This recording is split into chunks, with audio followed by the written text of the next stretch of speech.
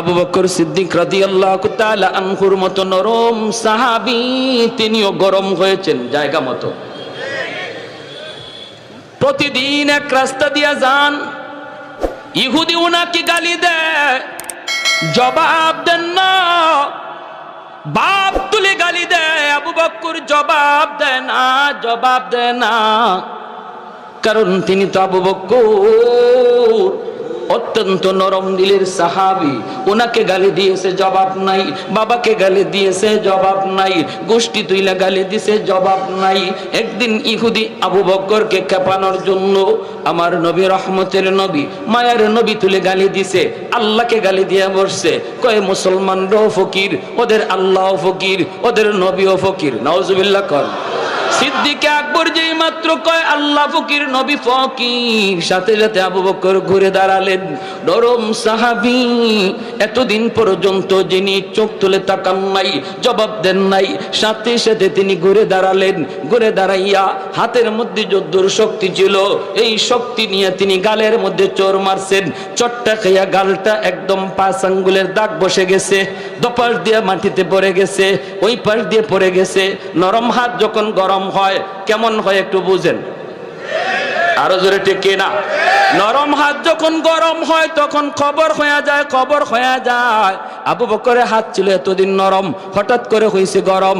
নরম হাতের পিছনে আছে আল্লাহর হাত, ঠিক কিনা জোরে বলেন? উলামায়ে কেরামের হাতের পিছনে আছে আল্লাহর হাত, ওলি আল্লাহদের হাতের পিছনে আছে আল্লাহর হাত, নবীদের হাতের পিছনে আছে আল্লাহর হাত, সাহাবীদের হাতের পিছনে আছে আল্লাহর হাত। উঠে না, উঠলে খবর হয়ে যায়, ঠিক কিনা জোরে কর? উঠলে খবর খাওয়া যায়। মুসা নবীর হাতের তাপ্পর খাইছিল ফেরাউনে, সেই শিশুকালে দুধ বয়সে ফেরাউনে খাইছে মুসা নবীর হাতের তাপ্পর। খাইয়েই ডাক দিছে আসিয়া রে, ও আসিয়া কই গেলা, তাড়াতাড়ি আও, খবর হয়ে গেছে। কি হইছে? কই আমার গালে চোর মারছে। কেডায় মারছে? কয় এই ছোট বাচ্চায়। আসিয়া বলি, এটা তুমি কি কও? ছোট বাচ্চা হাত নাড়ানাড়ি করছে, তোমার গায়ে লাগছে, গালে লাগছে, তুমি কও চর।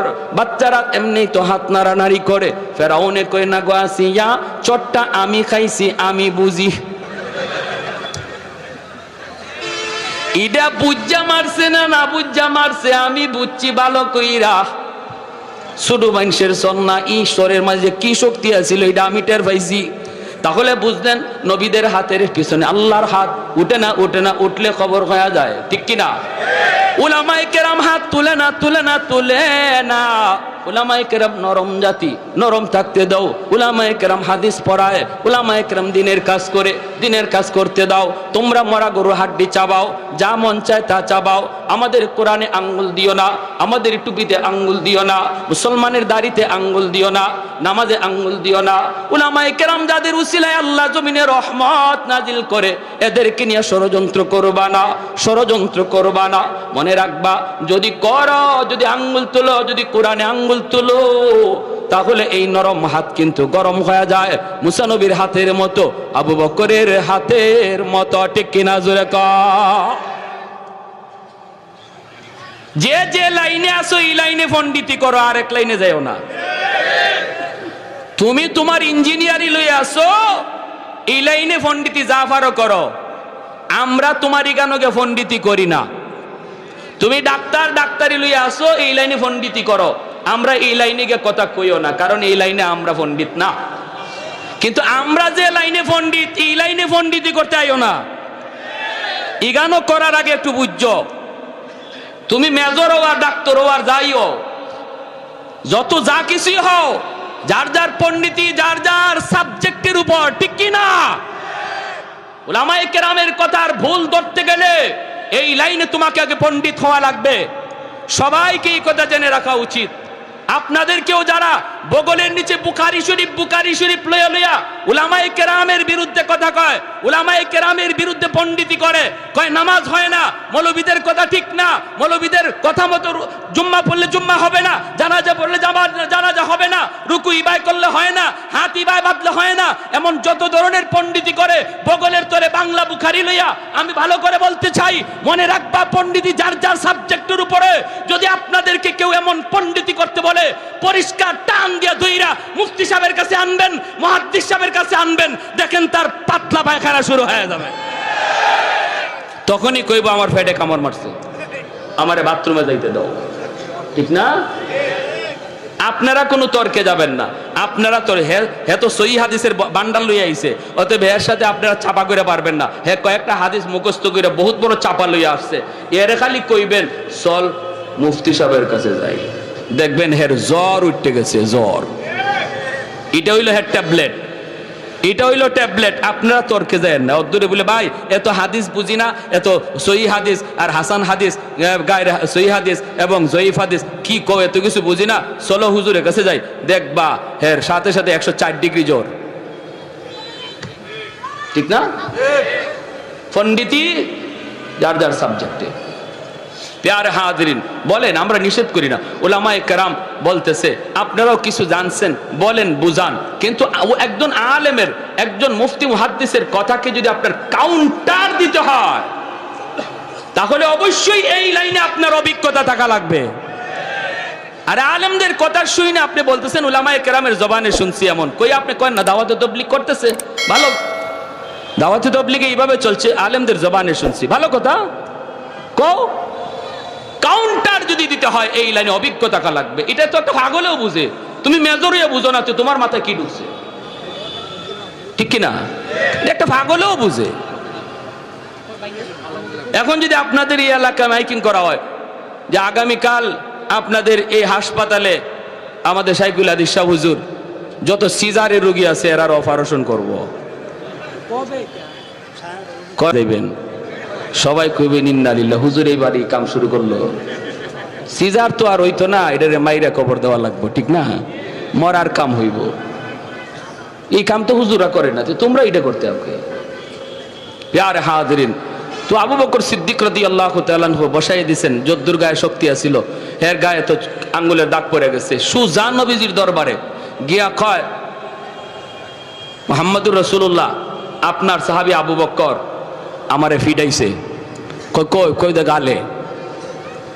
আল্লাহ নবী দেখেন গালে এখনো আঙ্গুলের দাগ আছে, আঙ্গুলের দাগ পড়ে গেছে গালে, বুঝেন এটা কি জেনতেন চোর, এটা কি জেনতেন চোর?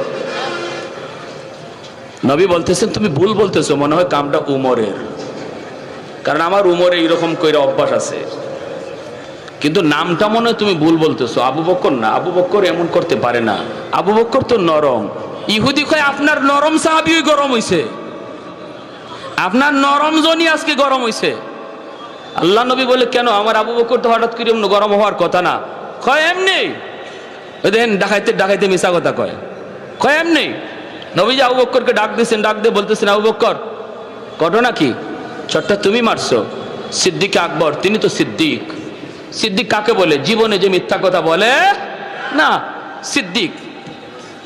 ডাক দিয়া বলেন ইয়া রাসূলুল্লাহ, নবী গো আমারে গালি দিছে, বাপ তুলে গালি দিছে, সব গালি সইতে পারছি, কিন্তু যখনই আল্লাহকে গালি দিছে, আপনারে গালি দিছে, তখন তো এটা আমার ইমানের সাবজেক্ট, ইমানদারের সামনে আল্লাহর গালি হবে, আল্লাহর রসুলকে নিয়ে ব্যঙ্গ হবে। আর ইমানদার যদি চুপচাপ চলে যায়, কারণ সে আমার ভাই, সে আমার বন্ধু, সে আমার নেতা, সে আমার দলের লোক, এই মনে কইরা যদি নীরব চলে যায়, নবী বলেন তার ইমান নাই, ইমান নাই। মাল ইমান ইয়া রাসূলুল্লাহ, ইদা সাররাতকা হাসানাতুকা ওয়া ইদা সাআতকা সাইয়্যাতুকা ফাআনতা মুমিন।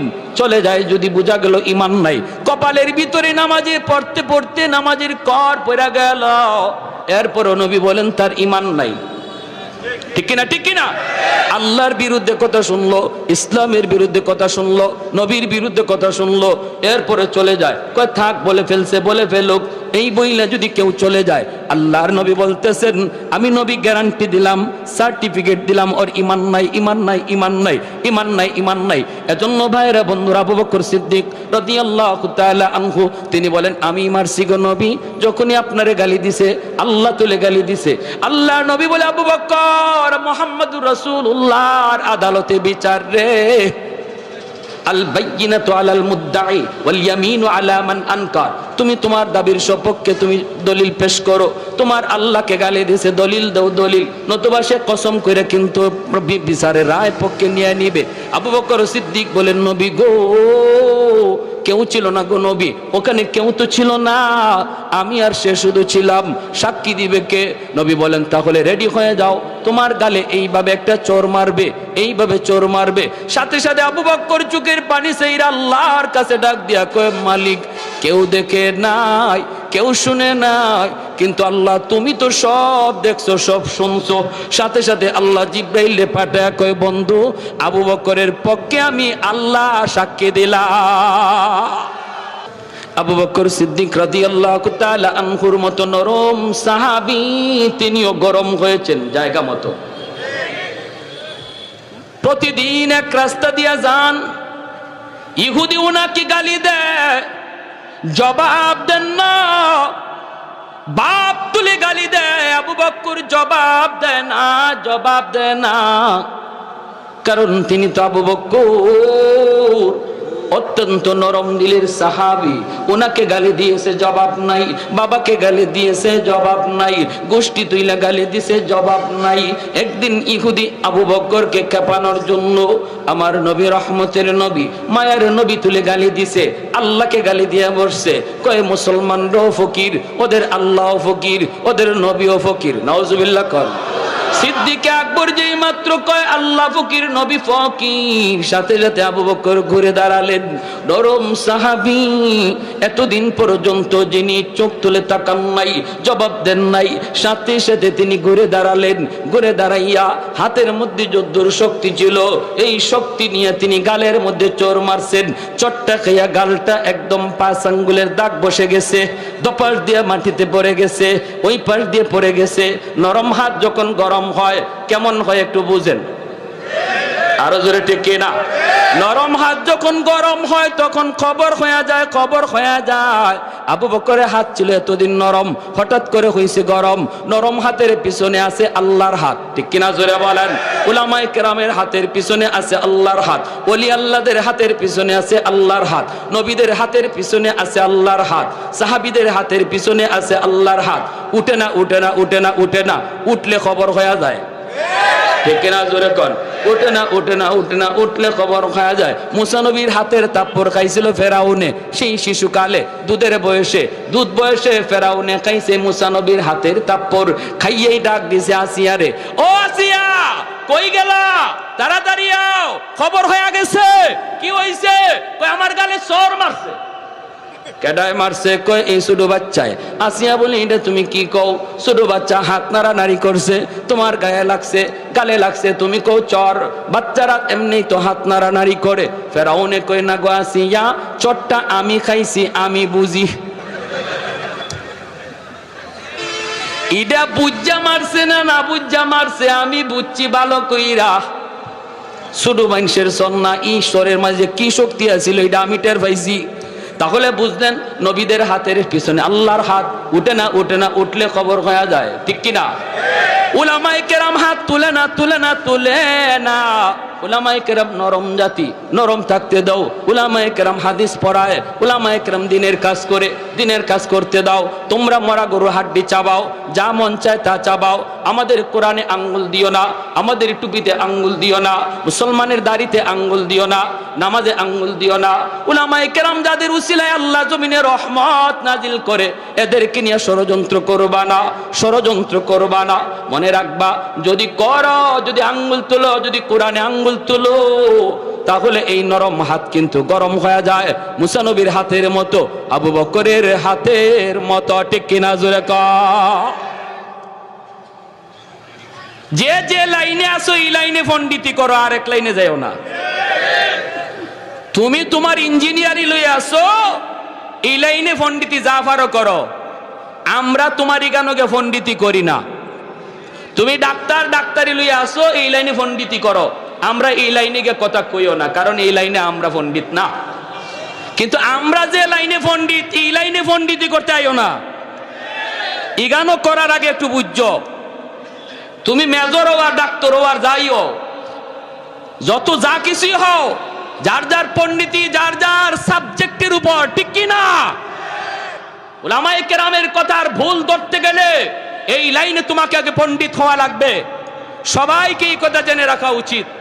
আপনাদেরকেও যারা বগলের নিচে বুখারী শরীফ লইয়া লইয়া উলামায়ে কেরামের বিরুদ্ধে কথা কয়, উলামায়ে কেরামের বিরুদ্ধে পণ্ডিতি করে, কয় নামাজ হয় না, মৌলবীদের কথা ঠিক না, মৌলবীদের কথা মতো জুম্মা পড়লে জুম্মা হবে না, জানাজা পড়লে জানাজা হবে না, রুকু ইবাই করলে হয় না, হাত ইবাই বাঁধলে হয় না, এমন যত ধরনের পণ্ডিতি করে বগলের তরে বাংলা বুখারী লইয়া। আমি ভালো করে বলতে চাই, মনে রাখবা পণ্ডিতি যার যার সাবজেক্টের উপরে। যদি আপনাদেরকে কেউ এমন পণ্ডিতি করতে বলে, পরিষ্কার টান দিয়া ধইরা মুফতি সাহেবের কাছে আনবেন, মুহাদ্দিস সাহেবের কাছে আনবেন, দেখেন তার পাতলা পায়খানা শুরু হয়ে যাবে। তখনই কইব আমার পেটে কামড় মারছে, আমারে বাথরুমে যাইতে দাও। ঠিক না? আপনারা কোনো তর্কে যাবেন না। আপনারা তো হে তো সহিহ হাদিসের বান্ডাল লইয়া আইছে, অতএব এর সাথে আপনারা চাপা করে পারবেন না। হে কয়েকটা হাদিস মুখস্থ করে বহুত বড় চাপা লইয়া আসছে, এর খালি কইবেন চল মুফতি সাহেবের কাছে যাই, দেখবেন হের জ্বর উঠতে গেছে, জ্বর। এটা হইলো হের ট্যাবলেট, এটা হইলো ট্যাবলেট। আপনারা তর্কে যায় না। অদ্দূরে বলে ভাই এত হাদিস বুঝি না, এত সহিহ হাদিস আর হাসান হাদিস, গায়ের সহিহ হাদিস এবং জয়ীফ হাদিস কি কও, এত কিছু বুঝি না, চলো হুজুরের কাছে যাই, দেখবা হের সাথে সাথে 104 ডিগ্রি জ্বর। ঠিক না? পণ্ডিতি যার যার সাবজেক্টে। প্যারে হাজরিন, বলেন, আমরা নিষেধ করি না। উলামায়ে কেরাম বলতেছে আপনারাও কিছু জানছেন, বলেন, বুঝান, কিন্তু একজন আলেমের, একজন মুফতি মুহাদ্দিসের কথাকে যদি আপনার কাউন্টার দিতে হয়, তাহলে অবশ্যই এই লাইনে আপনার অভিজ্ঞতা থাকা লাগবে। আর আলেমদের কথা শুই না আপনি বলতেছেন উলামায়ে কেরামের জবানে শুনছি, এমন কই আপনি করেন না। দাওয়াতে তাবলীগ করতেছে, ভালো, দাওয়াতে তাবলীগে এইভাবে চলছে, আলেমদের জবানে শুনছি, ভালো কথা কও। কাউন্টার যদি দিতে হয় এই লাইনে অভিজ্ঞতা কা লাগবে। এটা তো একটা পাগলেও বুঝে, তুমি মেজরিয়া বুঝো না, তো তোমার মাথায় কি ঢুকছে? ঠিক কিনা? একটা পাগলেও বুঝে। এখন যদি আপনাদের এই এলাকায় মাইকিং করা হয় যে আগামীকাল আপনাদের এই হাসপাতালে আমাদের শাইখুল হাদিস শাহ হুজুর যত সিজারের রোগী আছে এরার অপারেশন করব,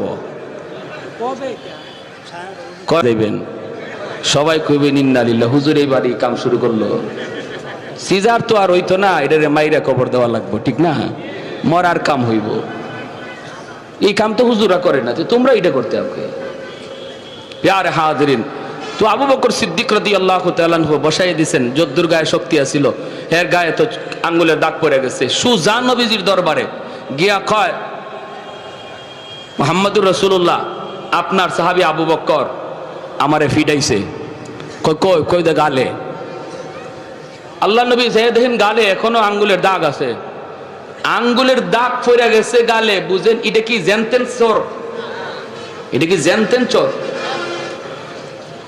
নবী বলতেছেন তুমি ভুল বলতেছো, মনে হয় কামটা উমরের, কারণ আমার উমরে এইরকম কইরা অভ্যাস আছে, কিন্তু নামটা মনে হয় তুমি ভুল বলতেছো। আবু বকর না, আবু বকর এমন করতে পারে না, আবু বকর তো নরম।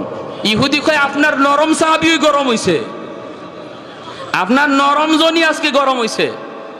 আল্লাহ নবী বলে কেন? আমার আবু বকর তো হঠাৎ করে এমন গরম হওয়ার কথা না। কয় এমনি, দেখেন ডাকাইতে ডাকাইতে মিশা কথা কয়, কয় এমনি। নবীজি আবু বকরকে ডাক দিয়েছেন, ডাক দিয়ে বলতেছেন আবু বকর ঘটনা কি? চটটা তুমি মারছো। সিদ্দিক আকবর, তিনি তো সিদ্দিক। সিদ্দিক কাকে বলে? জীবনে যে মিথ্যা কথা বলে না, সিদ্দিক। ডাক দিয়া বলেন ইয়া রাসূলুল্লাহ, নবী গো আমারে গালি দিছে, বাপ তুলে গালি দিছে, সব গালি শুনতে পারছি, কিন্তু যখনই আল্লাহকে গালি দিছে, আপনারে গালি দিছে, তখন তো এটা আমার ইমানের সাবজেক্ট। ইমানদারের সামনে আল্লাহর গালি হবে, আল্লাহর রসুলকে নিয়ে ব্যঙ্গ হবে। আর ইমানদার যদি চুপচাপ চলে যায়, কারণ সে আমার ভাই, সে আমার বন্ধু, সে আমার নেতা, সে আমার দলের লোক, এই মনে কইরা যদি নীরব চলে যায়, নবী বলেন তার ইমান নাই, ইমান নাই।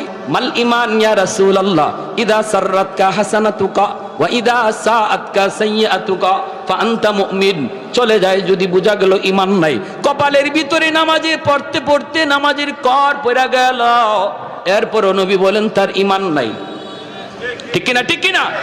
আল্লাহর বিরুদ্ধে কথা শুনলো, ইসলামের বিরুদ্ধে কথা শুনলো, নবীর বিরুদ্ধে কথা শুনলো, এরপরে চলে যায়, কয় থাক বলে ফেলছে, বলে ফেলুক, এই বইলা যদি কেউ চলে যায়, আল্লাহর নবী বলতেছেন, আমি নবী গ্যারান্টি দিলাম, সার্টিফিকেট দিলাম, ওর ইমান নাই, ইমান নাই, ইমান নাই, ইমান নাই, ইমান নাই। এজন্য ভাইরা বন্ধুরা, আবু বকর সিদ্দিক রাদিয়াল্লাহু তাআলা আনহু তিনি বলেন, আমি মারছি গো নবী, যখনই আপনারে গালি দিছে আল্লাহ তুলে গালি দিছে। আল্লাহর নবী বলে, আবু বকর, মুহাম্মদুর রাসূলুল্লাহর আদালতে বিচার রে। আল বাইয়িনাতু আলাল মুদ্দাই ওয়াল ইয়ামিনু আলা মান আনকার। তুমি তোমার দাবির সপক্ষে তুমি দলিল পেশ করো। তোমার আল্লাহকে গালি দিয়েছে, দলিল দাও, দলিল, নতুবা সে কসম করে কিন্তু বিচারের রায় পক্ষে নিয়ে নিবে। আবু বকর সিদ্দিক বলেন, নবী গো, কেউ ছিল না গো নবী, ওখানে কেউ তো ছিল না, আমি আর সে শুধু ছিলাম, সাক্ষী দিবে কে? নবী বলেন, তাহলে রেডি হয়ে যাও, তোমার গালে এইভাবে একটা চোর মারবে, এইভাবে চোর মারবে। সাথে সাথে আবু বকর চোখের পানি সেইরা আল্লাহর কাছে ডাক দিয়া কয়, মালিক, কেউ দেখে নাই, কেউ শুনে নাই, কিন্তু আল্লাহ তুমি তো সব দেখছো, সব শুনছো। সাথে সাথে আল্লাহ জিব্রাইলে পাঠায় কয়, বন্ধু, আবু বকরের পক্ষে আমি আল্লাহ সাক্ষী দিলাম। ভালো করে শুনে নাও, আমার বন্ধু এবং বন্ধুর সাহাবায়ে কেরামের আদর্শ কি ছিল? নরমের জায়গায় তারা অতি নরম, গরমের জায়গায় অতি বেশি গরম। নিজেদের ভিতরে কোনো দ্বন্দ্ব নাই, নিজেদের ভিতরে কোনো মারামারি নাই, নিজেদের ভিতরে কোনো কাটাকাটি নাই। আমি এক দল করি, তুমি অন্য দল করো, কিন্তু আমাদের পরিচয় শুধু একটাই, আমরা এক আল্লাহর গোলাম, এক নবীর উম্মত। আওয়াজ দিয়া বলেন ঠিক কিনা? আরে যুবক, এক দল করো, তুমি তোমার বন্ধু করে আরেক দল রে। ক্ষমতার জন্য কোনো ভাইকে তুমি মারবা না, দলের জন্য কোনোদিন তার রক্ত ঝরাবে না, কারণ ইসলাম সেটা শিক্ষা দেয় না। ইসলাম শিক্ষা দেয় রক্ত ঝরানো মুসলমানের ভিতরে কাম নয়। মুসলমান একে অপরের জন্য ভাই ভাই। আল মুসলিমুন আকুল মুসলিম। ভালো করে খেয়াল করে শুনো রে যুবক, এজন্য বলতেছি, মনে রাখবা, নিজেদের ভিতরে কোনো দ্বন্দ্ব নয়, নিজেদের ভিতরে কোনো মারামারি নয়। আমাদের পরিচয়, আসল পরিচয় এক, আমরা হলাম মুসলমান, এক আল্লাহর গোলাম, এক নবীর উম্মত, এক নবীর উম্মত।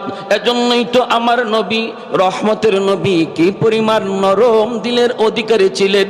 নরম দিলের নবী, তিনিও আবার জায়গা মতো অতি গরম হয়েছেন।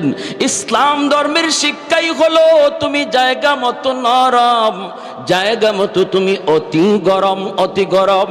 বাইরে নরমের ইতিহাসটা একটু শুনি, নরমের কথাগুলি একটু মনোযোগ দিয়ে শুনি, এরপরে আমার নবীর গরমের ইতিহাসটাও শুনবো, গরমের ঘটনাটাও শুনবো। মায়ার নবী, দয়ার নবীকে মক্কার মানুষ আপন জন্মভূমিতে নবীকে থাকতে দেয় নাই। জন্মভূমিতে থাকার অধিকার সবারই আছে, কার নাই? সবাই জন্মভূমিতে থাকবে, কেউ জন্মভূমি থেকে যায় না। ধর্ম যার যার, কিন্তু দেশ তো সবার, ঠিক না? আল্লাহর নবী ভিন্ন ভিন্ন ধর্মের প্রচারক, তাই বলে নবীকে দেশ থেকে বের করার কোনো আইন নাই। বাংলার জমিনে যেমন মুসলমান আছে, ইহুদিও আছে, মুসলমান আছে, বৌদ্ধ আছে, মুসলমান আছে, হিন্দু আছে। এই দেশে আমরা সবাই বসবাস করব। ধর্ম হবে যার যার, দেশ হবে সবার, নাকি উৎসব সবার? হ্যাঁ, বাটফারি হতা। ধর্ম যার যার, দেশ সবার, এটা মানি, ঠিক কিনা? আমরা বলি না হিন্দুরা বের হয়ে যাও, আমরা বলি না খ্রিস্টানরা বের হয়ে যাও, আমরা বলি না বৌদ্ধরা বের হয়ে যাও।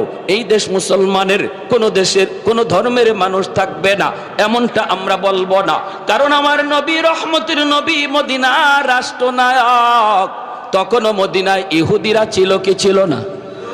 বহু ইহুদি মদিনায় ছিল। তাদের ধর্মীয় স্বাধীনতা আল্লাহর নবী দিয়েছেন। আল্লাহর নবী তাদের ধর্ম পালনের পরিপূর্ণ স্বাধীনতা দিয়েছেন। এজন্য ইসলাম বলে তুমি ধর্ম যার যার পালন করো, কিন্তু দেশ হবে সবার।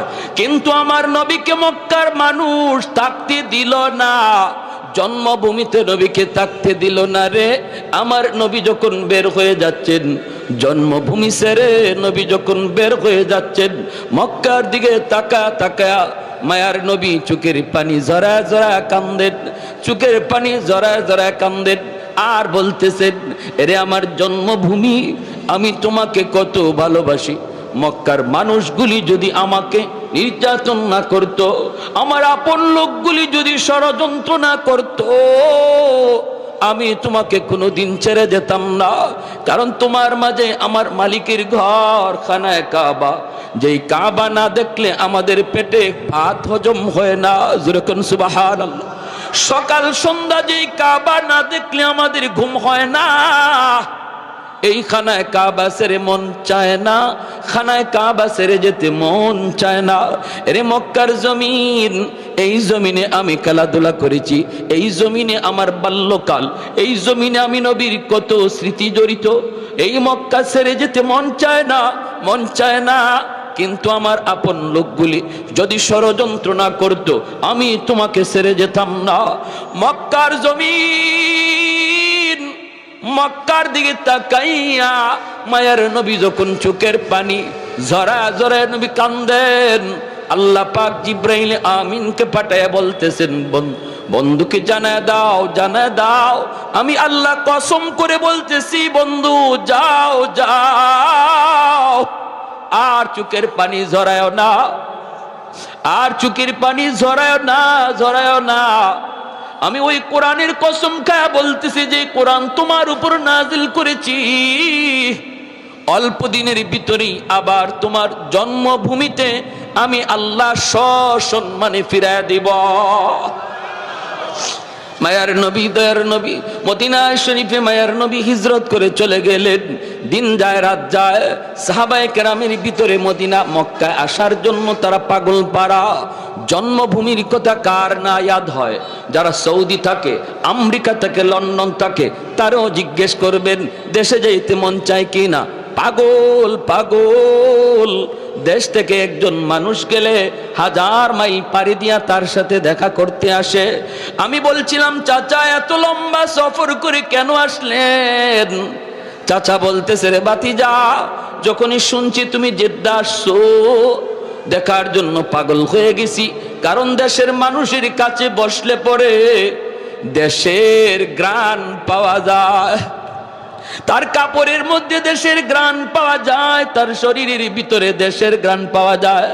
প্রবাসে যারা আছে তারা জানে দেশের মায়া, প্রবাসে যারা আছে তারা জানে দেশের কদর। এজন্যই সাহাবায়ে কেরাম একদম মন উতলা হয়ে গেল। সাহাবায়ে কেরাম রাদিয়াল্লাহু তাআলা আনহুম বলেন, নবী গো, ও গো আল্লাহর নবী, আর পারি না গো নবী, ও গো নবী, আর পারি না। আমরা কি আর কোনোদিন মক্কায় যাব না? আমরা কি আর কোনোদিন মক্কায় যাব না? 5টা বছর 6টা বছর চলে গেল। মায়ার নবী বলতেছেন, সাহাবীরা অল্প সময় ধৈর্য ধরো, আল্লাহর পাক পক্ষ থেকে অনুমতি আসবে, অনুমতি আসবে। অনুমতি ছাড়া আমি নবী কিছু বলতে পারি না, অনুমতি দিতেও পারি না। একদিন মায়ার নবী স্বপ্নের কথা শোনায় দিলেন, আল্লাহর নবী স্বপ্নের কথা শোনায় দিলেন। স্বপ্নে দেখেছি আমি ওমরা করতেছি, স্বপ্নে দেখেছি আমি খানা কাবা তওয়াফ করতেছি। সাহাবায়ে কেরামের ভিতরে আনন্দ, সাহাবায়ে কেরামের ভিতরে অনেক আনন্দ। কারণ তারা ভালো করে বুঝতে পারলেন মায়ার নবীর স্বপ্ন এটাও বাস্তব, নবীদের স্বপ্ন এটাও ওহী। মনের ভিতরে আনন্দ, কোন দিন কখন নবী তা বলেন না। এরপরে নবী একদিন ঘোষণা দিয়ে দিলেন, চলো উমরায় যাব। সংক্ষেপে বলতেছি, লম্বা কথা, এজন্য বিস্তারিত বলার সুযোগ নাই। আল্লাহ নবী 1400 সাহাবায়ে কেরাম লইয়া মায়ার নবী উমরা করার জন্য রওনা দিলেন। মক্কার মানুষগুলি নবীকে উমরা করতে দিল না। হুদাইবিয়া নামক জায়গা থেকে মায়ার নবীকে ফিরায়া দিল। ওখানেই নবী সন্ধি করলেন, সন্ধি করলেন। এই সন্ধিটা বাহ্যিকভাবে ছিল মুসলমানের বিপক্ষে, কিন্তু আল্লাহ জানেন এই সন্ধি ছিল মুসলমানের পক্ষে। জোরে কোন সুবহানাল্লাহ। 2 বছর পার হয় নাই রে যুবক, সন্ধির মেয়াদ ছিল 2 বছর। এর ভিতরেই তারা সন্ধি ভাঙতে বাধ্য হয়েছে মক্কার কাফিররা। আল্লাহর নবী 10,000 সাহাবায়ে কেরাম লইয়া মায়ার নবী মক্কা জয় করার জন্য, মক্কায় অভিযান করার জন্য আল্লাহর নবী রওনা দিয়ে দিলেন। মক্কার কাছাকাছি এসেই নবী অবস্থান করলেন। নবী বলতেছেন, সাহাবীরা রে, রাত হয়ে গেছে, সন্ধ্যা হয়ে গেছে, এখন যদি মক্কায় ঢুকি অন্ধকারে মারামারি হবে, কে কাকে মারবে কোনো খেয়াল থাকবে না। নারীর গায়ে হাত উঠে যেতে পারে, শিশুর উপরে তলোয়ার চলতে পারে, নিরপরাধ নিরস্ত্র মানুষের গায়ে তলোয়ার চলতে পারে রে। না না, রাতের বেলা আমি নবী ঢুকতে পছন্দ করি না। আমরা রাত অবস্থান করব এই সমতল জায়গায়, সকালবেলা আমরা মক্কায় ঢুকবো, সকালবেলা মক্কায় ঢুকবো। এই হলো মানবতার নবী, এই হলো রহমতের নবী। সাহাবায়ে কেরামের যে স্পিরিট ছিল, এই স্পিরিটটা ছিল এখনই মক্কায় ঢোকার। কিন্তু মায়ের নবী, তিনি তো মানবতার নবী, তিনি চিন্তা করেছেন অন্ধকারে মারামারি ঠিক নয়, অন্ধকারে মারামারি ঠিক নয়। কে কারে মারবে, শিশু হত্যা হয়ে যেতে পারে, নারীর উপর হামলা হতে পারে। এজন্য মানবতা ইহুদিরা শিখায় না, মানবতা বেঈমান শিখায় না। মানবতার মূর্ত প্রতীক হলেন আমার আপনার নবী, রহমতের নবী, নবী মুহাম্মাদুর রাসূলুল্লাহ। জোরে বলি সাল্লাল্লাহু আলাইহি ওয়াসাল্লাম। আজকে মানবতার দোহাই দেয় বেঈমানের দল। মায়ার নবী শিশু হত্যা করাকে অপরাধ বলেছেন, অপরাধ, মানবতা বিরোধী কাজ নবী বলেছেন। কিন্তু আজকে ফিলিস্তিনের জমিনে মুসলমানের শিশু রক্ত ঝরছে, আরাকানের জমিনে মুসলমানের শিশু রক্ত ঝরছে। নাফ নদীর পানি আজও সাক্ষী হয়ে আছে। ফিলিস্তিনের জমিনে ছোট্ট শিশুটা একটা পাথরের চাকা দিয়া ঢিল দেয়, ছোট্ট শিশু পাথরের চাকা, মাটির চাকা দিয়া দুশ্মনের দিকে, ইহুদির দিকে ঢিল দেয়। মিডিয়া সেই ইটাটা দেখায়, ঢিল দেওয়াটা দেখায়, কিন্তু এরপরে এই বাচ্চাটারে গুলি করে হত্যা করেছে এই সিনটা দেখায় না। আওয়াজ দিয়া বলেন ঠিক কিনা? অতএব আজ যারা মানবতার স্লোগান তুলে, এদের হাতেই মানবতা হত্যা হচ্ছে। আওয়াজ দিয়ে এখন ঠিক কিনা? ওরা মুসলমানের দিকে হাত উঠায় টেরোরিস্ট বলে। মুসলমান টেরোরিস্ট নয়, মুসলমান সন্ত্রাস নয়। মানবতা শিখায়া গেছে মুসলমানের নবী মুহাম্মদুর রাসূলুল্লাহ সাল্লাল্লাহু আলাইহি ওয়াসাল্লাম। সাহাবায়ে কেরামের স্পিরিট ছিল এখনই মক্কায় ঢুকো, কিন্তু নবী সেই স্পিরিটকে থামায়া দিলেন। ঢুকতে পারতেন কেন? মানবতার কারণে, মানবতার কারণে। অতএব আজ আমি ভালো করে বলতে চাই, মুসলমান মানবতা বিরোধী নয়, মুসলমান মানবতা শিখায়। আর ফিলিস্তিনের জমিনে, কাশ্মীরের জমিনে, আরাকানের জমিনে মুসলিম শিশুকে যারা শহীদ করে, এরাই হলো সন্ত্রাসী, এরাই হলো টেরোরিস্ট। আওয়াজ দিয়ে এখন ঠিক কিনা? আঙ্গুল উঠাবা একদিকে, বাকি 3 আঙ্গুল তোমারে বাস দেয়। আওয়াজ দিয়া বলেন ঠিক কিনা? প্যারে হাজিরিন, এজন্য বলি সাবধান, ভালো করে ইয়াদ রাখো, ভালো করে বুঝো, ভালো করে খেয়াল রাখো। মানবতা কে শিখায় গেছে, আর কাদেরকে সন্ত্রাসী বলো, কাদেরকে জঙ্গি বলো, বলো কাকে, কাকে বলো? এমন একটা নজির দেখাও তোমাদের ধর্মীয় কোনো পৃষ্ঠপোষকের, তোমাদের ধর্মীয় কোনো নেতার। আমার নবী যত উদাহরণ সৃষ্টি করে গেছেন, যত নজির সৃষ্টি করে গেছেন, একজন ভিন্ন ধর্মের কোনো নেতার এমন দৃষ্টান্ত কেউ দেখাতে পারবে? অসম্ভব, পারবেই না। প্যারে হাজিরিন, এজন্য আল্লাহর নবী থামায়া দিলেন। মায়ার নবী বলতেছেন এখানে অবস্থান করো। আল্লাহ নবী এখানে অবস্থান করলেন। সাহাবায়ে কেরামকে নবী বলতেছেন রাত কাটানোর জন্য আমাদের তাবু প্রয়োজন, তাবু বানাও। আবার খাওয়া দাওয়ার জন্য চুলা বানানো লাগবে, হাজত সারার জন্য বাথরুম বানানো লাগবে। চুলা বানাবা, 10,000 মানুষের জন্য যে কটা চুলা প্রয়োজন, এর চেয়ে ডাবল চুলা বানাও। আর 10,000 মানুষের জন্য যে কটা বাথরুমের প্রয়োজন, এর চেয়ে বাথরুম অর্ধেক কম বানাও। সাহাবায়ে কেরাম এই হিকমতটা তখন বুঝেন নাই যে আল্লাহর নবী চুলা বানাইতে বললেন ডাবল, আর বাথরুম বানাইতে বললেন অর্ধেক কম। কি ছিল হিকমত? সাহাবায়ে কেরামের একটাই শুধু আমল ছিল, আল্লাহ নবীর কথা শুনছেন, আদেশ শুনছেন, সাথে সাথে মানছেন, যুক্তি খাটান নাই। সাহাবাই কেরাম কোনো চিন্তা করেন নাই কেন এটা করব, নবী কেন বললেন। এর নাম হলো ইতাআত। জোরে বলেন, এর নাম কি? ইতাআত। এর নাম হলো অনুসরণ, এর নাম হলো অনুসরণ। যেখানেই শুনবো আমার নবীর কথা, সেখানেই বুঝতে হবে আমার কথা বাদ। যেখানেই শুনবো আমার নবীর মত, সেখানেই আমার মত বাদ। যেখানেই শুনবো আমার নবীর কথা, আমার নবীর সিদ্ধান্ত, সেখানেই আমার যুক্তি বাতিল। এর নাম হলো উম্মত। আমার মতে মত নয়, নবীর মতে মত। এর নাম, আওয়াজ দিয়া বলেন, আমার মত মত নয়, নবীর মতে মত। এর নাম উম্মত। সাহাবায়ে কেরামের ছিল এই নজির। দিন বুঝতেন না, রাত বুঝতেন না, দাঁড়ানো বুঝতেন না, বসা বুঝতেন না। আমরা তো দাঁড়ানো লইয়া আর বসা লইয়া মারামারি করে রক্ত ঝরে। সাহাবায়ে কেরাম দাঁড়ানো বসানো বুঝতেন না, একটাই শুধু বুঝতেন, আমার গোটা জিন্দেগিটা কিভাবে নবীর নমুনা হয়ে যায়। আমার নামাজের কিবলা হবে খানায় কাবা, জীবনের কিবলা কিভাবে হয় মুহাম্মদুর রাসূলুল্লাহ। এই ছিল সাহাবায়ে কেরামের টার্গেট, আর তারা তাই করেছেন। নামাজের কিবলা বানাইছেন খানায় কাবা, গোটা জীবনের কিবলা বানাইছেন মুহাম্মদুর রাসূলুল্লাহ সাল্লাল্লাহু আলাইহি ওয়াসাল্লাম। হাঁটা আমার নবীর মতো, বসা আমার নবীর মতো, হাসি আমার নবীর মতো, ঘুম আমার নবীর মতো, প্রতিটা কাজ নবীর মতো। এজন্যই নবী বলেছেন, আসহাবিকান নুজুম বিআইয়িহিম ইকতাদাইতুম ইহতাদাইতুম। আমার একজন সাহাবীর অনুসরণ করো, হেদায়েত পেয়ে যাবা। জোরে করে সুবহানাল্লাহ। কোন আওয়াজ নাই। বাথরুম বানাইলেন প্রয়োজনের তুলনায় কম, আর চুলা বানাইলেন প্রয়োজনের তুলনায় ডাবল বেশি। আবু সুফিয়ান মক্কার লিডার, খবর পেয়ে গেছে তারা মুহাম্মদুর রাসূলুল্লাহ বেশ সাহাবী লইয়া আসতেন মক্কা দখল করার জন্য, কিন্তু রাত অবস্থান করতেছেন তারা মক্কার পাশেই পাহাড়ের সমতল জায়গায়। সকালে আক্রমণ হবে মক্কা। আবু সুফিয়ান লিডার পাঠাইছে একজন রে, গুপ্তচর সিআইডি পাঠাইছে, যা যায় দেখায় মুহাম্মদের সাথে কি পরিমাণ লোক আসছে, কি পরিমাণ লোক আসছে। এ আসছে, আয়েশা পাহাড়ের উপর থেকে তাকাইছে। যে টাইমে সে আসছে, এই টাইমটাতে সাহাবায়ে কেরাম নিজেদের খানা পাকানোর জন্য চুলায় আগুন জ্বালাইছেন। এ পাহাড়ের উপর থেকে ময়দানে তাকায় দেখে কের মানুষ গণবো, পুরা ময়দান খালি চুলা আর চুলা।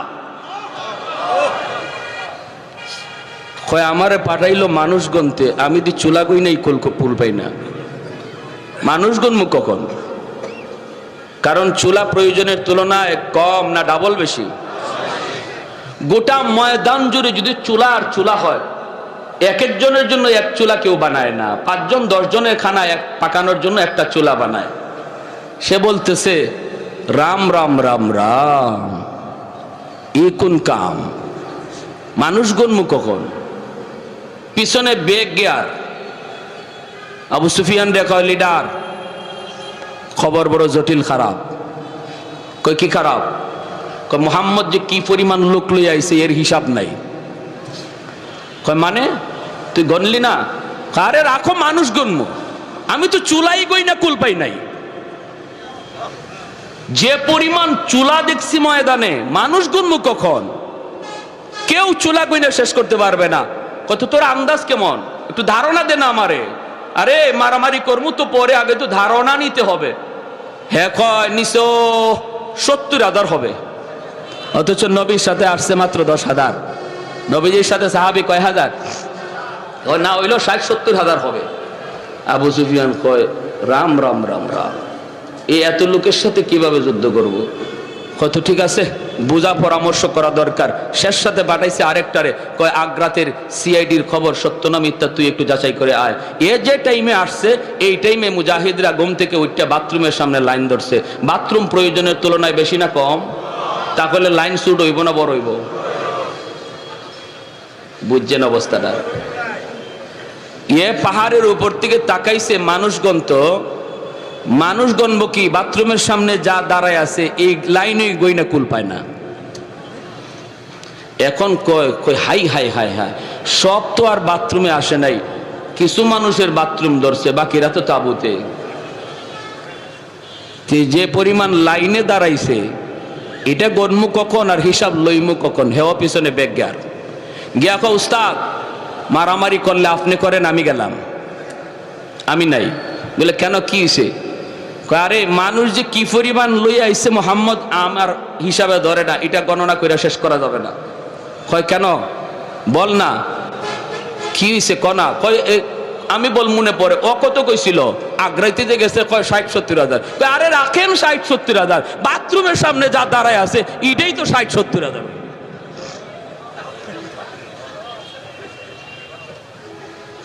আবু সুফিয়ান কয় যে যে ভাই ফারো বাগো, আমিও গেলাম।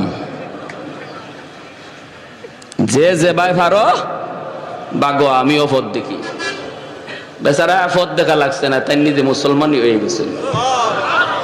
এটাও আল্লাহর নবীর দোয়া। কারণ আবু সুফিয়ানের মেয়ে উম্মে হাবিবা রাদিয়াল্লাহু তাআলা আনহা, নবীজির একজন পবিত্র বিবি, তিনি আল্লাহ নবীকে নিয়ে দোয়া করছিলেন, নবী গো আমি একটু হাত উঠাই, আমি একটা মুনাজাত করি, আপনি আমার সাথে শুধু আমিন কইেন। নবী কয় আচ্ছা ঠিক আছে, মুনাজাত করো। নবীজি হাত উঠাইছেন, আর উম্মে হাবিবা হাত উঠে, আল্লাহ আমার আব্বারে তুমি হেদায়েত দিয়া তোমার হাবিবের সাহাবী বানাই দাও। আর নবী তো আমিন বলে ফেলছেন, দোয়া কবুল হয়ে গেছে। সুবহানাল্লাহ। আমার ভাইরা, বন্ধুরা, যুবক, আল্লাহর নবী মক্কায় ঢুকলেন, বিনা রক্তপাতে কেউ নবীকে বাধা দিল না, বাধা দেওয়ার কথাও না। একে একে সবাই যার যার মতো করে চলে যেতে লাগলো। আল্লাহর নবী যখন মক্কায় ঢুকবেন, ওই অবস্থায় মক্কার মানুষগুলি তারা এরপরও বিশ্বাস করে না, কিছু না কিছু নবী তো বদলা নিবেনি।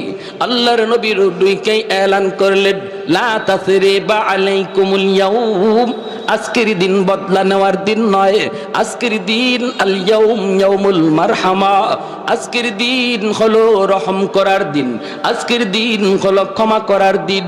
নবী বলেন, আমি মক্কার সবগুলি মানুষকে ক্ষমা করে দিলাম। যারা আমার উপরে নির্যাতন করেছে, আমার সাহাবীদের উপরেও নির্যাতন করেছে, সবাইকে সাধারণ ক্ষমা করে দিলাম।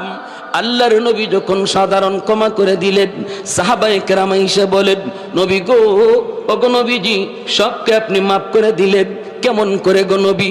আপনি কি আম্মার ইবনে ইয়াসিরের নির্যাতনের কাহিনী ভুলে গেছেন? আপনি কি বেলাল হাবশির নির্যাতনের কাহিনী ভুলে গেছেন? আপনি কি খাব্বাবের নির্যাতনের কাহিনী ভুলে গেলেন? আপনি কি আবু বকর সিদ্দিকের নির্যাতনের কাহিনী ভুলে গেলেন? আল্লাহর নবী, রহমতের নবী বলেন, সাহাবীরা রে, আমি ভুলি নাই, আমি কারো নির্যাতনের কথা ভুলি নাই। তোমরা কি আমি নবীর নির্যাতনের কথা ভুলে গিয়েছো? আমার উপর মক্কায় যে নির্যাতন হয়েছে, এটা কি তোমরা ভুলে গিয়েছো? সাহাবীরা কই, না গো নবী, আমরাও ভুলি নাই। নবী বলেন, এই মক্কার জমিনে আমি নবী এতিম, ওই অবস্থায় আমি দাওয়াতের কাজ শুরু করেছি। কত নির্যাতন, কত মাথায় আঘাত, রক্ত ঝরলো। খানায় কাবার সামনে সেজদায় গেলাম, দুশমন মাথার উপরে উটের নাড়ি বুড়ি চাপায় দিল, দম যায়। আমার মেয়ে ফাতেমা দৌড় দিয়ে আইসা উটের নাড়ি বুড়ি ধাক্কা দিয়ে ফালায়। তোমরা কি ভুলে গেছো 2 বছর 3 বছর আমি নবী পরিবার সহ বন্দী ছিলাম শিয়াবে আবি তালিবের ভিতরে? আমি তো বন্দী ছিলাম, কারাগারে বন্দী ছিলাম। এই 1 বছর নয় 2 বছর, 1 বছর নয় 2 বছর, 2.5 বছর টাইম। এই টাইমের ভিতরে কোনো খানা পানি তারা দেয় নাই। আমার পরিবারের লোকগুলি গাছের পাতা খেয়ে খেয়ে জীবন ধারণ করেছে। মহিলাদের বুকের স্তনের দুধ শুকিয়ে গেছে, বাচ্চাগুলির কান্না আমি নবীর কানে এখনো ভাসে। ক্ষুধার যন্ত্রণায় একদিন রাতের অন্ধকারে আমার পায়ের নিচে কি পড়লো, একটু নরম নরম মনে হয়েছে, আমি খাবার মনে করে খেয়ে ফেলেছি। আমি নবী আজও জানি না ওই দিন আমি কি খেয়েছিলাম। এত নির্যাতন, এত বিপদ, এত মুসিবত, তোমরা কি আমার সেই কাহিনীগুলি ভুলে গেছ? সাহাবাই কেরাম চোখের পানি মুছে আর কই, না গো নবী, ভুলি নাই। আল্লাহ নবী বলেন, আমি আমার নির্যাতনের সব কথা ভুলে গিয়া যদি মক্কার মানুষকে মাফ করে দিলাম, তোমরা কেন মাফ করতে পারবা না? সাহাবীরা মনে রাখো, বদলা নেওয়ার জন্য মক্কা দখল করি নাই, আল্লাহর নাম উচ্চারণ করার জন্য, কালেমার পতাকা উত্তোলন করার জন্য মক্কা দখলে নিয়েছি। যেই মানুষগুলা তোমাদের বাড়িগুলি দখল করে রেখেছে, ওই বাড়ির মালিক সে নয়, সে হলো দখলদার। মালিক হলে তোমরা। আজ সেই বাড়িতে ফিরে যাও, যায়া বাড়ি দখলে নেওয়ার জন্য নয়, যায়া বলবা, ভাইরে তুমি এতদিন পর্যন্ত আমার বাড়ির দখলদার ছিলাম, মালিক ছিলাম না, আমি ছিলাম মদিনায়। মদিনায় যাওয়ার কারণে আমার বাড়ি তুমি দখল করে নিয়েছো।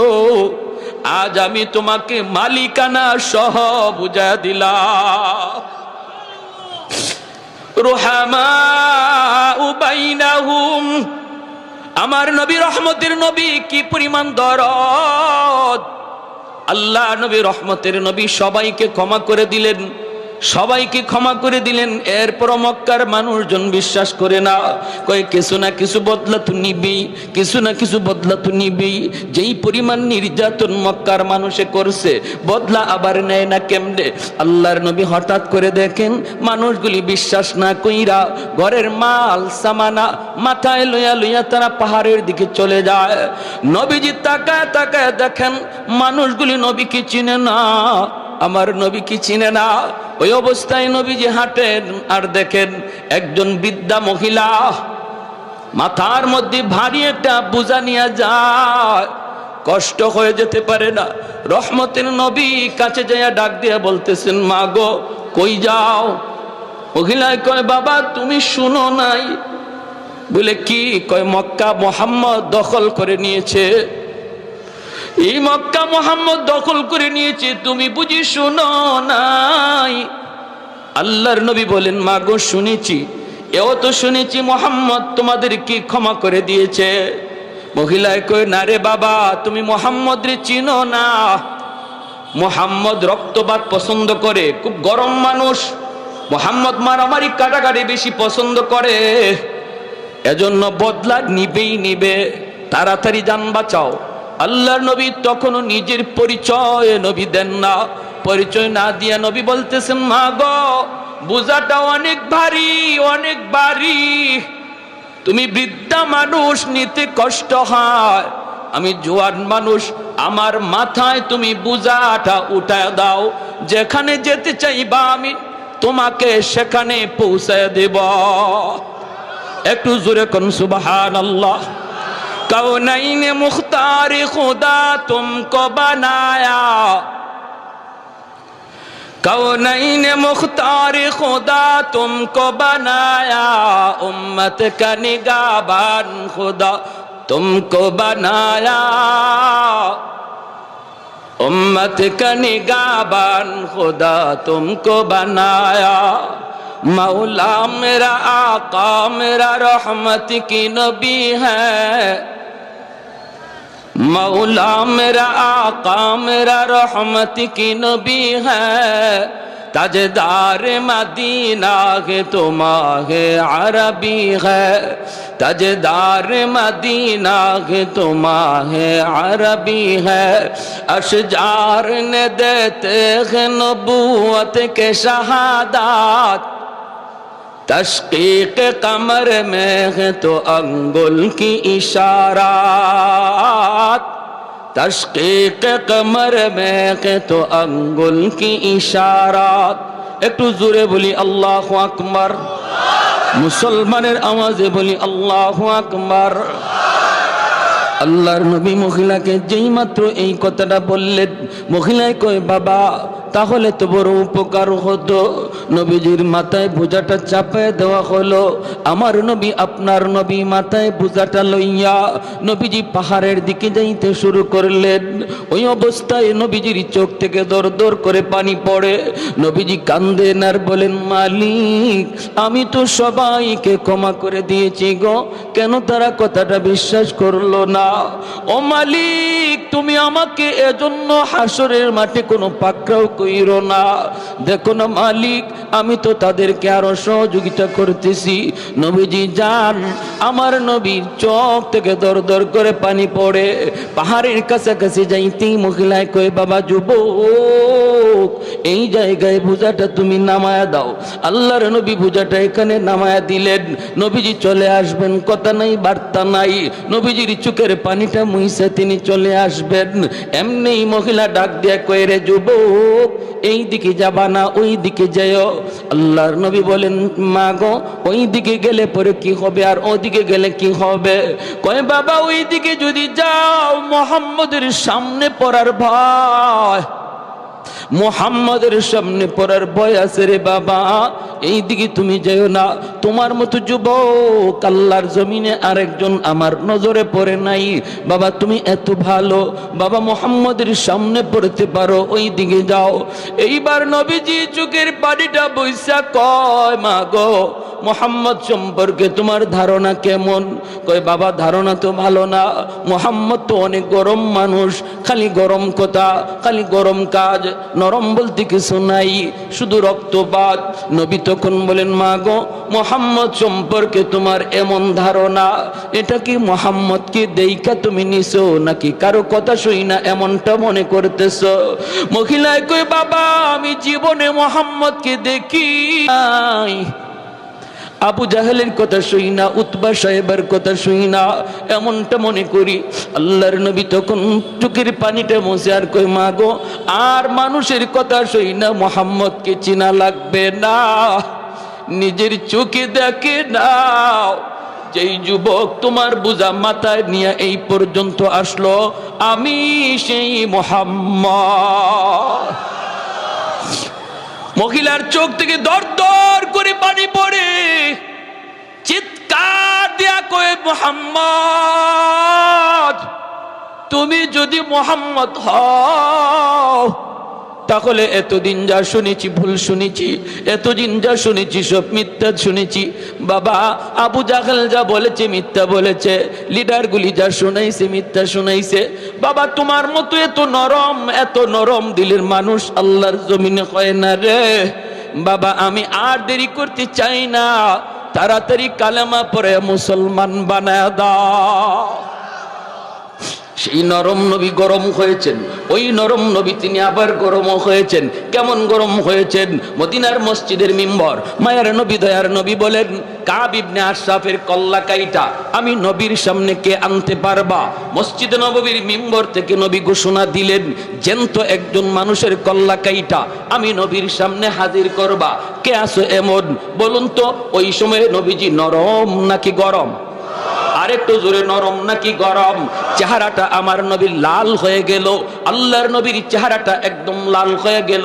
নবী বলেন, ওই বেঈমানের, ওই মুনাফিকের কল্লাকাইটা আমার সামনে কে আনবা? সাথে সাথে মুহাম্মদ ইবনে মাসলামা রাদিয়াল্লাহু তাআলা আনহু তিনি দাঁড়ায় গেলেন, ডাক দিয়ে বলতেছেন, নবী গো, আমাকে অনুমতি দেন গো নবী, আমি দুশমনের কল্লাটা কাইটা আপনার সামনে হাজির করব। নবী বললেন, যাও, তোমাকে আমি অনুমতি দিলাম। মুহাম্মদ ইবনে মাসলামা রাদিয়াল্লাহু তাআলা আনহু দুইজন সঙ্গী নিয়ে রওনা দিলেন। ভাইরে, তিনি কে? তিনি এমন একজন সাহাবী, যেমন তার সাহস তেমন তার বুদ্ধি। হুদায়বিয়ার সন্ধির সময় একা 100 দুশমনকে গ্রেপ্তার করে বন্দী করে নবীর সামনে হাজির করেছিলেন। বলুন তো একজন মানুষ 100 মানুষকে বন্দী করা, এটা শুধু শক্তির কাম নাকি বুদ্ধির বেশি কাম?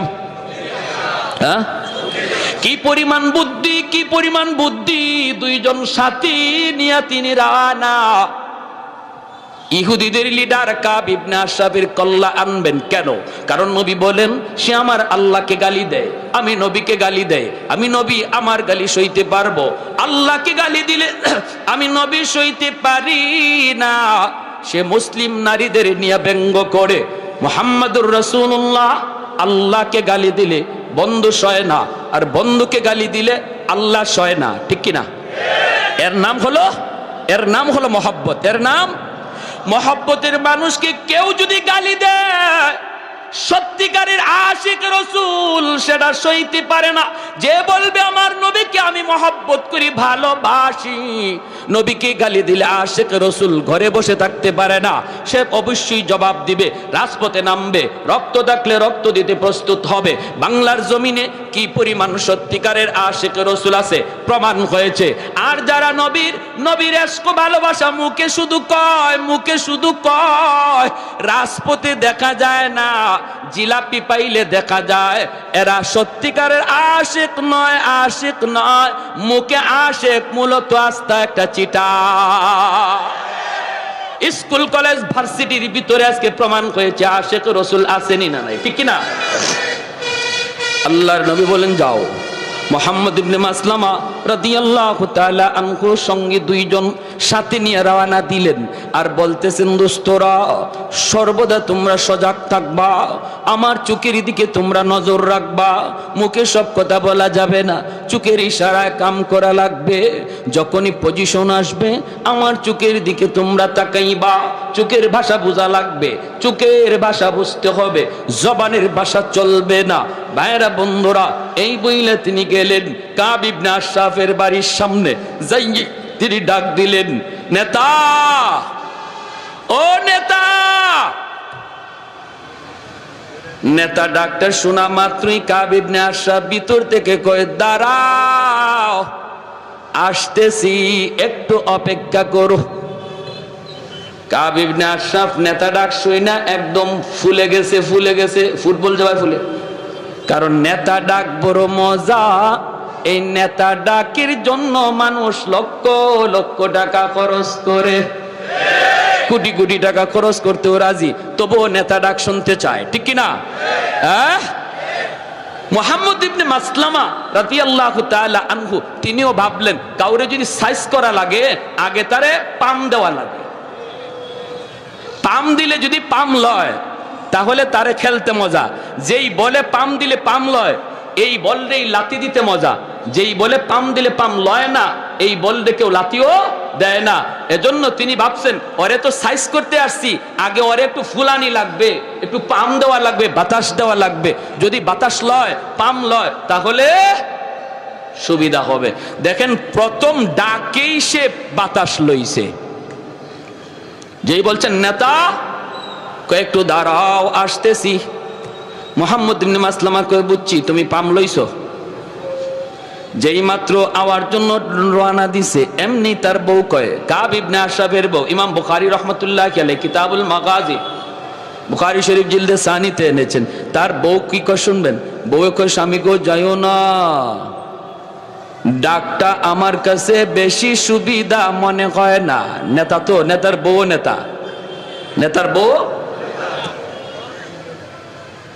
নেতার বউ বড় নেতা, আরেকজনে কয়।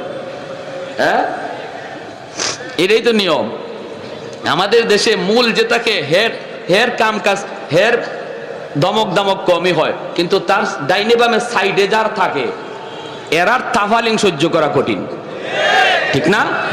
সাইডে যারা থাকে এরার তাফালিং দেখে কে, আমার ভাই অমুক, আমার দুলাভাই অমুক, আমার স্বামী দারোগা, দেখেন না ওই দারোগার বউ, হ্যাঁ ও দারোগার থেকে আরো বড়টা, দারোগার বউ দারোগার চেয়ে আরো বড় পাওয়ার দেখায়। তো এরকম ভাবে মুহাম্মদ ইবনে মাসলামা যে ডাক দিচ্ছেন কাব ইবনে আশরাফের বউ কয় যাও না।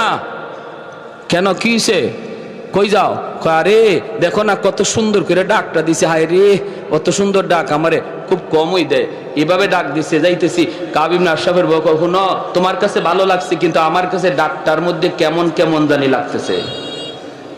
কেমন কেমন মানে? কয় আমি এই ডাকে রক্তের গন্ধ পাই, রক্তের গন্ধ। কি জাত মহিলা বুঝেন কেউ ভাই? আমরা খালি মনে করি মহিলাদের মাথা নেড়ার টাল, জি না, মহিলাদের মাথায় গিলু আছে, কিন্তু না থাকলে দেশ চালা কেমনে? আসেনি না নাই? হ্যাঁ, সৌদি যাই গেলাম, হজে গেলাম, আল্লাহ পাক নেওয়াইলেন আমারে। সৌদি এক শায়েখে জিগায় বাড়ি কই, এমনকি বাড়ি বাংলাদেশ। এমনি আমার আরবিতে কয় তোগো দেশে পুরুষ মানুষ আসেনি? আমি মনে মনে বেজাতের বেজাতি বা মাতে আমি পুরুষ মানুষ নাই, আমারে কি তোমার মহিলা মনে হইতেছে নাকি? না এটা কই নাই, এক বেটি নামে আরেক বেটি উঠে, বেটাইন কই? ও আমাদের জায়গা মতো দিয়া দিছে আমারে। তা আমি কইলাম তোমাকে দেশে এরকম একজন বেটি বাইর করো, বাইর করো। আমার দেশে বেটিরাই যদি এমন হয়, বুঝো বেটাইন কি জাত। তখন আইসে দিছে, আইসা কয় না মিয়া মিয়া, কয় না তুমি ঠিক আছো তো? কয় রক্তের গন্ধ পাই। আরে আরে তুমি আমার সাথে খালি গড়ই করলা জীবন ভর, এখনো জামাই চিনো নাই। আরবের মাটিতে এমন কোন মার ফুত আছে আমার গায়ে টুকা দিব? ওই দেখেন কেমন তাফালিং দেখাইতেছে। ফয়সালা তো হয়ে গেছে আসমানে, কয় রারাও আসতেছি। আসছে, আর আসা মাত্রই মুহাম্মদ ইবনে মাসলামা রাদিয়াল্লাহু তাআলা আনহু তিনি বলতেছেন, নেতা কি আতর মাখলেন? ওই সময় আতর মাখার সিস্টেম ছিল, লম্বা চুল রাখতো, আল্লাহ নবী ওইভাবে আতর মাখতেন। মাঝখান দিয়ে ফিতা ফাড়া হইতো, আর ওই চুলের ফিতার মাঝখানে একটু আতর ঢালা হইতো। আতরটা বেয়ে বেয়ে অনেক সময় কপালে দিয়েও একটু একটু বাইতো। তো আতরটা খুব দামি। মুহাম্মদ ইবনে মাসলামার ওনার উদ্দেশ্য হইল তো খালি ওরে পাম দেওয়া, পাম বেশি দেওয়া। আয়া আসার লগে লগেই বলতেছেন, নেতা কি আতর মাখলেন, এত গ্রান? হে কয় আরে এই আতর তোরা পাবি কই, তোরা ফকিন্নির জাত। আরে আমরাই তো এই আতর মাখি, এটা আরবের সবচেয়ে দামি আতর। মুহাম্মদ ইবনে মাসলামা কয় এবারও তুমি পাম লইছো, তোমারে তো আমি খেলমু, তোমারে নিয়া টার্গেট হইলো এটা। তো নেতা এই আতরটা কি আমি একটু শুংতে পারি আমার নাক দিয়া? কয় হ্যাঁ হ্যাঁ হ্যাঁ। কথা মাথাটা একটু নোয়ান, ওই শুরু হয়েছে। মাথাটা একটু নোয়ান, আতরটা একটু শুংবো। কয় হ্যাঁ হ্যাঁ এই যে নাও নাও। মাথাটা নয়া মাথাটা আগায় দিছে, আর চুল তো লম্বা, চুলটা মাঝে আপনি ধরছেন, দইরা আতর শুংবার নিয়ত করে টান দিয়ে কল্লাটা কাছে আনছেন। সাথের দুইজনের চোখ দেখুন, তোরা এখনো দেরি করস কে? দেখোস না বলির ফাটা হয়ে গেছে? টান কইরা ধরে রাখছেন, বলির ফাটা, আর দেরি করস কে? আর তো দেরি নেই, সাথে সাথে তলোয়ার বসায় দিয়েছেন। দেহ থেকে কল্লাটা আলাদা হয়ে গেছে। এই কল্লা চুলের মধ্যে ধইরেই আল্লাহর নবীর সামনে নিয়ে বলেন, ইয়া রাসূলুল্লাহ, নেন গো নবী। যার মাথা চেয়েছিলেন, নবী যে তখন ওই মাথা দেখে বলছেন, হাযা রাসু আদুবি ওয়া আদুবিল্লাহ, এটা মানুষের মাথা নয়, এটা আল্লাহ এবং তার রাসূলের দুশমনের মাথা।